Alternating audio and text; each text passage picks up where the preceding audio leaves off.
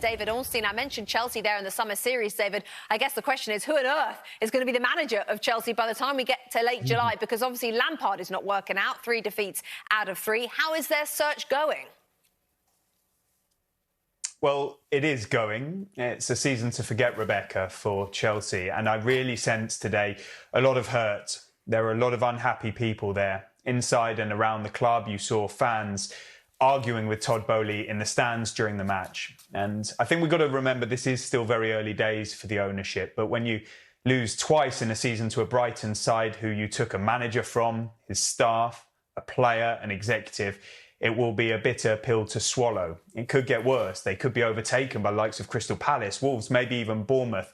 But this last real hope this season is Tuesday. Real Madrid in the Champions League. Can they turn it around? But let's not get away from the fact that it is not looking good at Stamford Bridge. And that ups the ante and increases the importance on this managerial process. Now, we'll have seen many names linked with the head coach role on a permanent basis. Julian Nagelsmann, Luis Enrique, Mauricio Pochettino. The latest in reports here in the UK was Ruben Amorim of Sporting Lisbon. I think the key to point out here is that Chelsea did say they would be undertaking an exhaustive process, and that's what seems to be the case. So I'd exert caution on acclaiming the winner at this point in time. It's being led by Lawrence Stewart and Paul Winstanley, the co-sporting directors, and they will eventually feed into the ownership, Todd Boehly and Badad Eghbali, and also the board of directors to make an ultimate decision. Now, those owners are in London, and so they will be across this, and it feels like it is stepping up. And it's a huge decision that needs to be made. I think they do have clear criteria for what they want, and they won't want to fall into mistakes of the past when they appointed Graham Potter too quickly. I think they want to get this decision right, even if it means taking a little bit longer. And it is huge because soon the criticism will start to turn more heavily on them. Whoever the new man is going to be has a massive job on their hands with a 30-man squad, loads of ins and outs, a busy transfer window, perhaps no European football.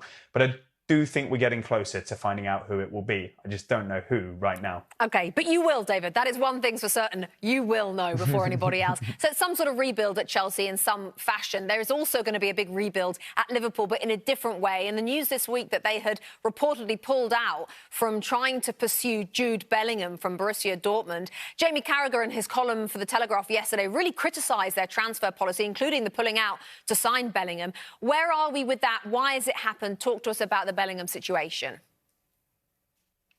Well, it's also, Rebecca, been a campaign to forget at Anfield, and this was the latest blow. I actually reported around a month ago that Liverpool's pursuit of Jude Bellingham was increasingly unlikely to come to fruition this season, despite their well-documented admiration. And that relates to the finances involved. It's extremely expensive. And also the increasing competition and financial might of the rivals for his signature, the likes of Manchester City, Real Madrid, and potentially more as well. And when push came to shove, Liverpool ultimately decided it was more important to them to focus on a number of positions when they spend, and I do think they will spend heavily, as opposed to pooling all those resources into one signing. Now, ultimately, those signings will become the focus of our attention from here on. And we're hearing names heavily linked with them, the likes of Mason Mount, Alexis McAllister. There are reports in the UK that they have held a meeting in the last week with the representatives of Ryan Gravenberch of Bayern Munich. I am of the understanding that that is correct. And so they are exploring many avenues. And why? Because there will be many players leaving the club as well.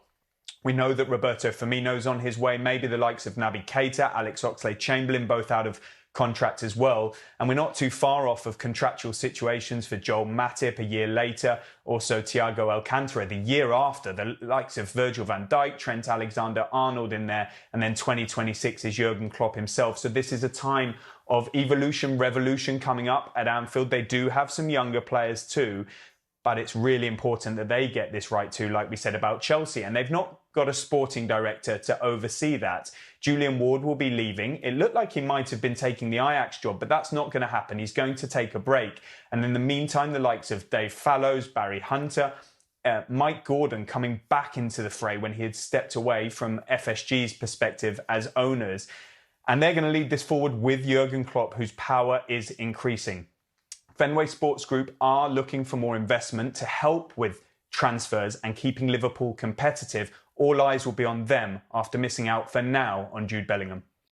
Hi there, I'm Rebecca Lowe, studio host for NBC's coverage of the Premier League. Don't forget to hit subscribe to watch more videos all season long. For even more Premier League content, from original series to live matches, head over to Peacock and be sure to tune in for Premier League mornings every weekend on USA Network and on Peacock. We will see you over there.